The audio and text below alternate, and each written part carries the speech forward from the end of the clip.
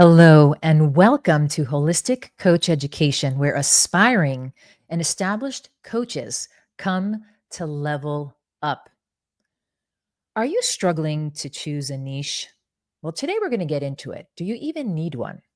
But first, let me introduce myself for those of you that don't know me. My name is Marta Carlo. I am the founder of the International Parenting and Health Institute, which was founded in 2009. We are currently represented in 65 countries around the world. I'm also the founder of the Association of Professional Sleep Consultants, which I founded in 2012. And I have been coaching now for over 27 years. Now let's get into the niche. And I'm actually the perfect person to talk to you about this topic because I struggled with this for a long time. I just love doing a number of things. I love helping people in so many areas, and focusing on this and really understanding what my niche is was a journey. And discovering this for yourself is vital, and it can also change. Okay. You are not stuck with your niche for the rest of your life. Your niche can serve you and your clients for a period of time. So keep that in mind. The most important thing is that understanding a niche is a topic that has a specific problem, and you're going to help a person solve a specific problem. It's something that you're very passionate about. It's something that you have lived through. You've also maybe trained for, and it's a demand. So, for example, you overcame sleep issues. You struggle with sleep, you overcame sleep issues. Now you're so passionate about this and you realized, I want to help other people overcome sleep issues. If I can help them overcome this, I'm there and get paid for it, right? So then you find that as your calling and you go ahead and pursue that. We've had a number of people who have reached out to us because the International Parenting and Health Institute offers a variety of specialty certification programs. One of them is adult sleep coaching. And they've come to us saying, I've struggled with sleep and I now want to dive into this and I want to make this my specialty. We've had other people who've come forward who have had established businesses. Maybe they're a doula, maybe they're a pediatrician, and they've had a number of clients come forward struggling with sleep, or their child has been struggling with sleep. And they've said, I really need to bring this to the forefront of my services because this is what the majority of people are asking. This is what's in demand. Okay. So you're passionate about it. You have experience with it, or maybe you've trained in it. You also understand that there is a high demand for it.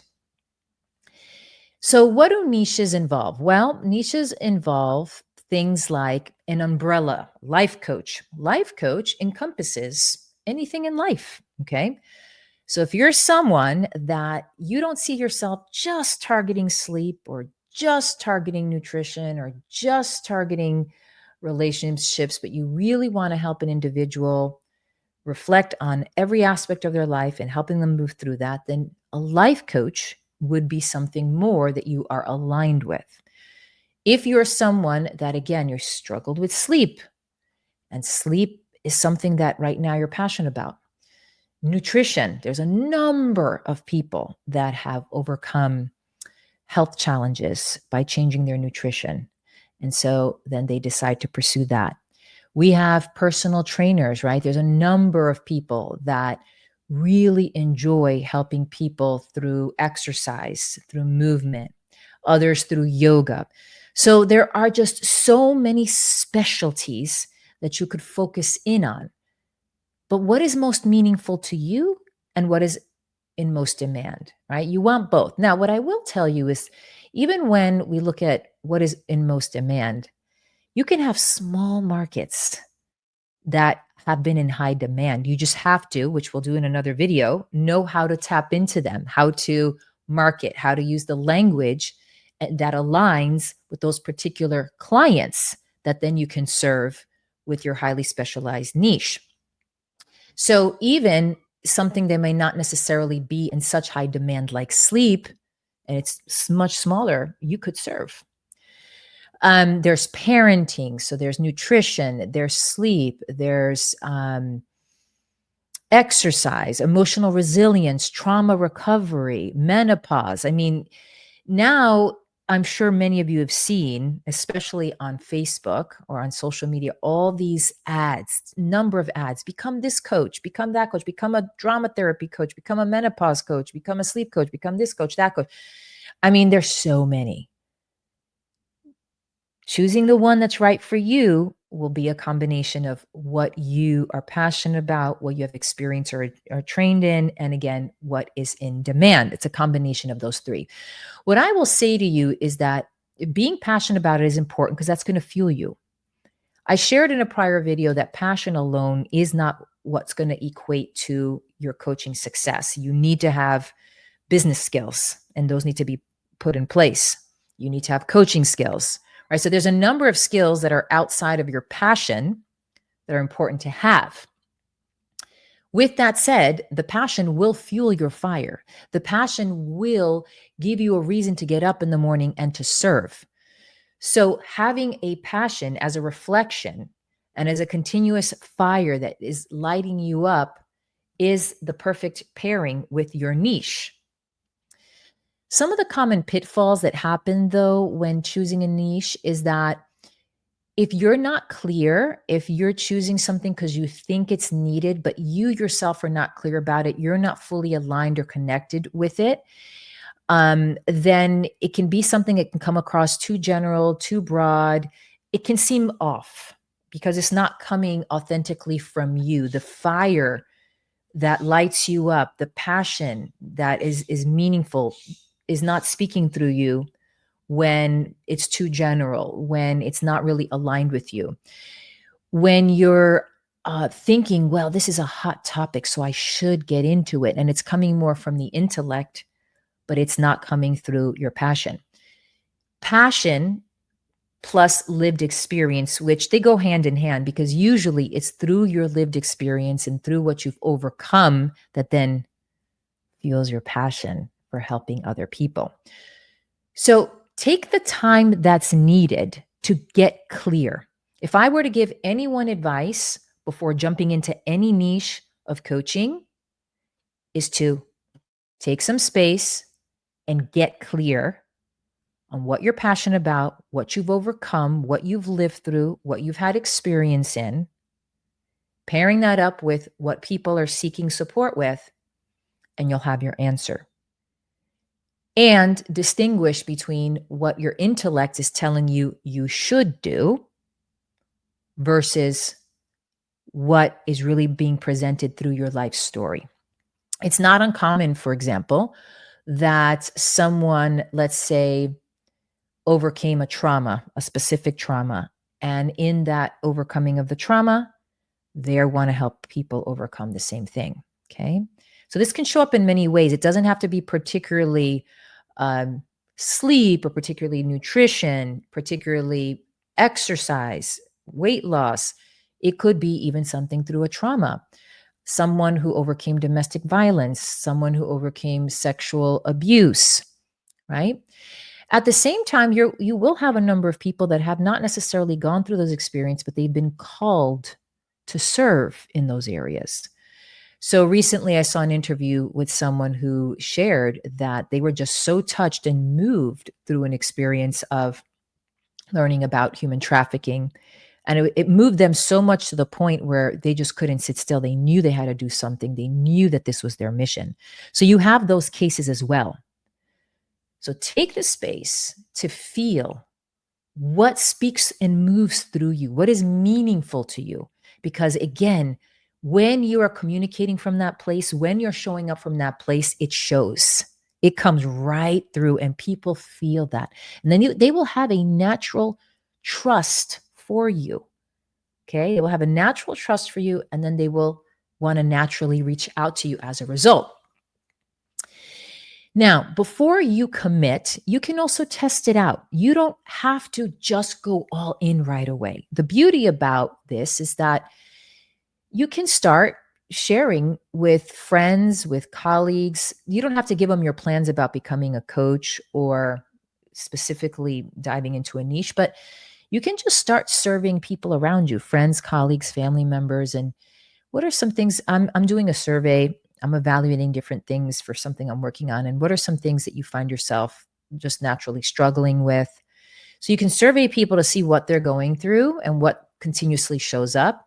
And again, at the same time, you are now even more aware and alert of how you're showing up in your everyday life. What are some of the common themes that are coming up in your everyday life, whether they're in your personal circle, in your personal life that you're struggling and moving through and overcoming, or whether they're in your circle, but you're helping other people? Other people are coming to you and they're sharing with you what they're going through. Okay. So you're evaluating yourself, your life experience, your own skills.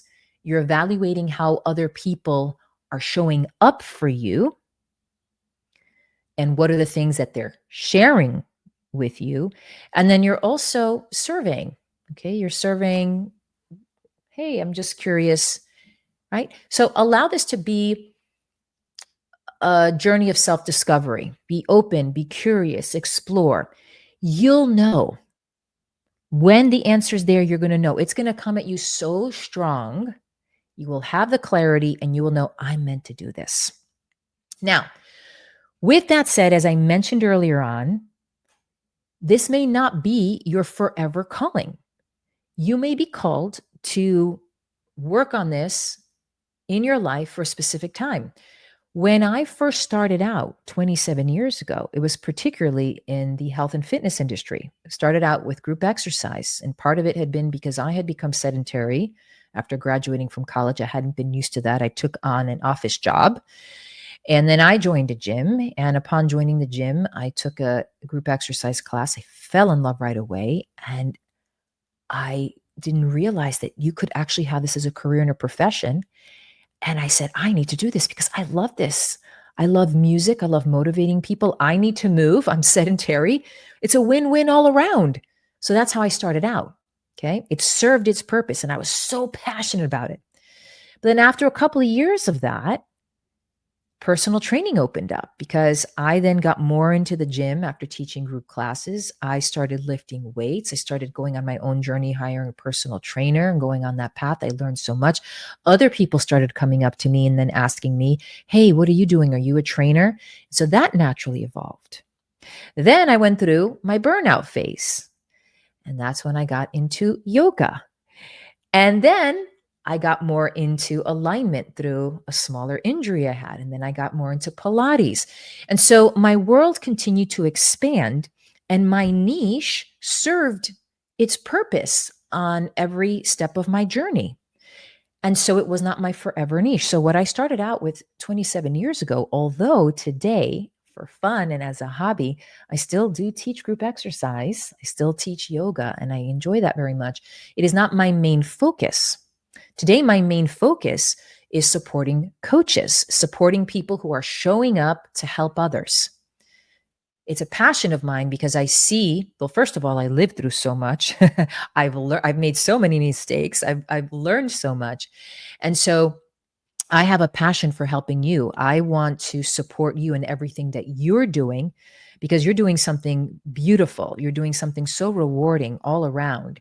And if I can contribute to that journey of yours and help you avoid mistakes and help you have more ideas and expand and grow your business, because I know at the end of the day, you're helping someone level up their life, then I'm going to do whatever I can to do that. Right. So all that matches up for me right now from what I'm doing. Maybe 10 or 15 years from now, something else, right? My life will continue to evolve. So keep in mind that your niche and what you're being called to right now does not mean you're forever. But what it does mean is what is showing up right now that is meaningful, that is purposeful, that just continues to repeat itself through your personal life, through the circles that you're in, and you're going to have your answer.